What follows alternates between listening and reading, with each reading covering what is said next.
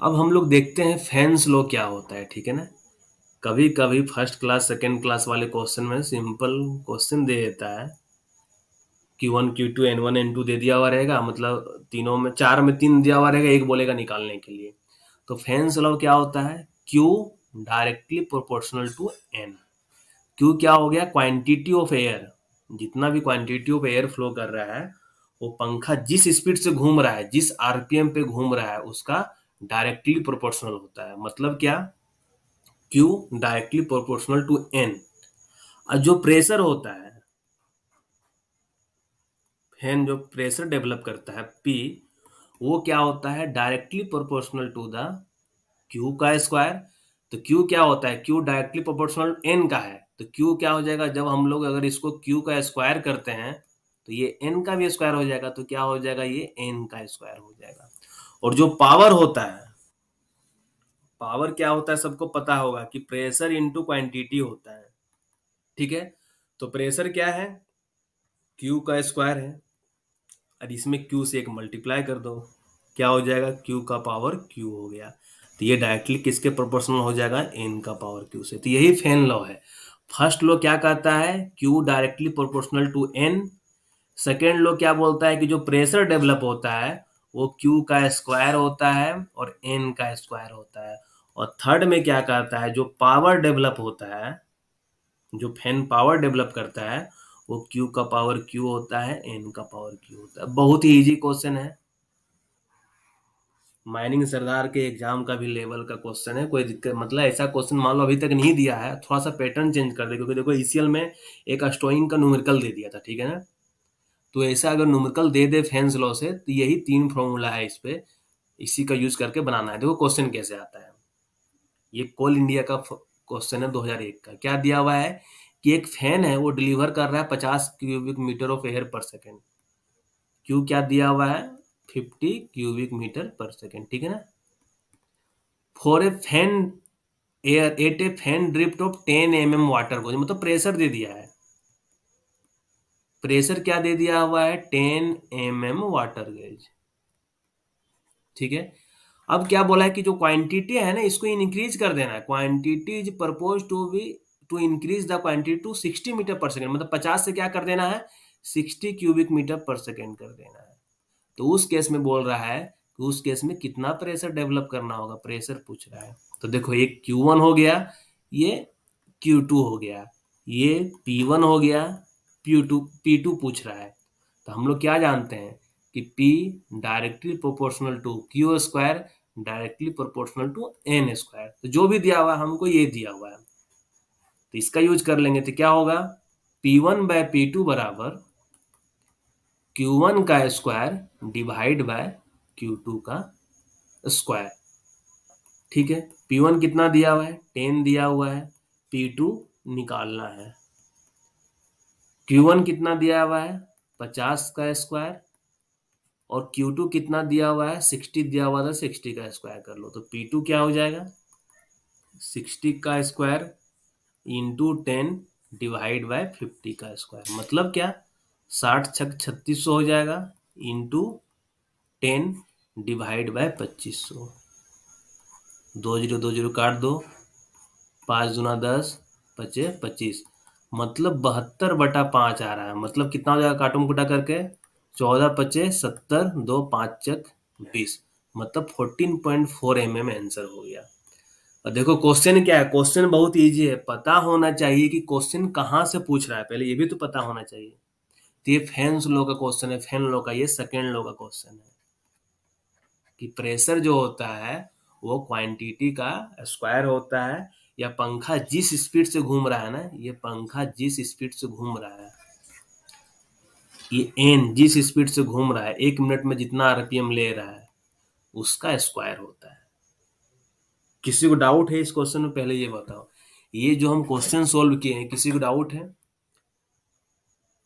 क्या किया यहाँ पे, P directly proportional to Q square हो गया, ठीक है ना। तो इसको सीधा हम लोग लिख सकते हैं कि P1/P2 बराबर क्या हो जाएगा, Q1 का स्क्वायर डिवाइड बाय Q2 का स्क्वायर। और कुछ नहीं किए, ठीक है। देखो दूसरा क्वेश्चन देखो, क्या है कि एक सेंट्रीफ्यूगल फैन है, वो रोटेट कर रहा है कितने की स्पीड से, मतलब 1 मिनट में 500 बार घूम जा रहा है।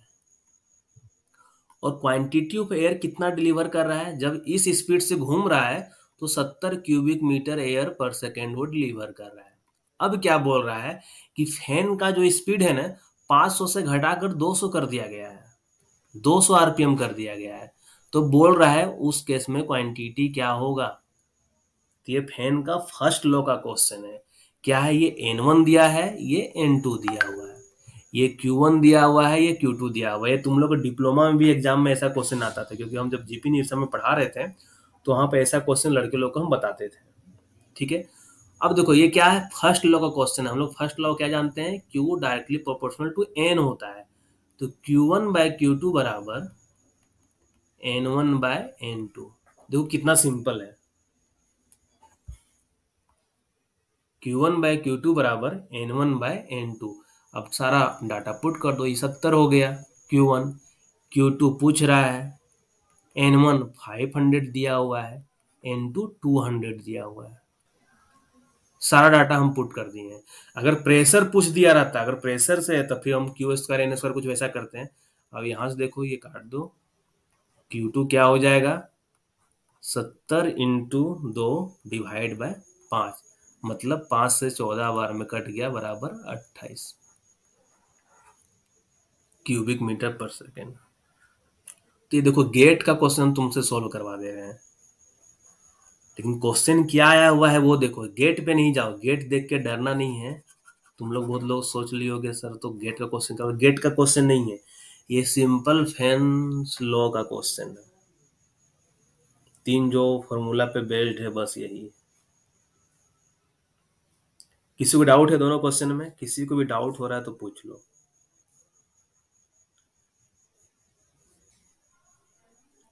क्योंकि ऐसा क्वेश्चन मान लो नहीं दिया हुआ एग्जाम में, ठीक है, नहीं आएगा, हो भी सकता नहीं, लेकिन हम लोग थोड़ा सा भी इस बार रिस्क लेके नहीं चलेंगे, सारे चीज को हम लोग पढ़ते हुए चलेंगे, ठीक है ना। और फर्स्ट क्लास सेकंड क्लास वाला में ये सब क्वेश्चन आया हुआ है। अब ये क्वेश्चन देखो क्या दिया हुआ है कि एक फैन रनिंग कितना स्पीड से हो रहा है, 200 आरपीएम से। एन दिया हुआ है कितना, 200 आरपीएम। और उस केस में जब 200 आरपीएम से घूम रहा है तो प्रेशर कितना डेवलप कर रहा है, 50 mm का।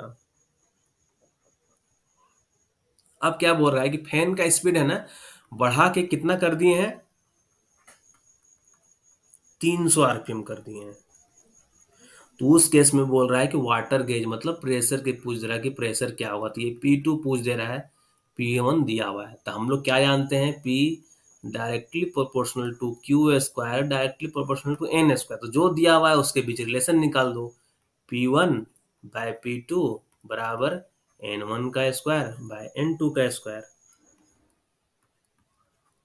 P1 क्या हो जाएगा, 50, P2 नहीं पता, N1 200, N2 300, दोनों का स्क्वायर है, ठीक है ना, इसका भी स्क्वायर है, इसका भी स्क्वायर है। तो P2 क्या निकल जाएगा, 50 into 300 divide by 200 × 200। Sharma ji आज हैं कि नहीं आप, शर्मा जी? ये 2 0 2 0 कट गया, 2 से 25, ये कितना हो गया, 25 तिया 75 तिया 225, 225 डिवाइड बाय 2 मतलब 112.5।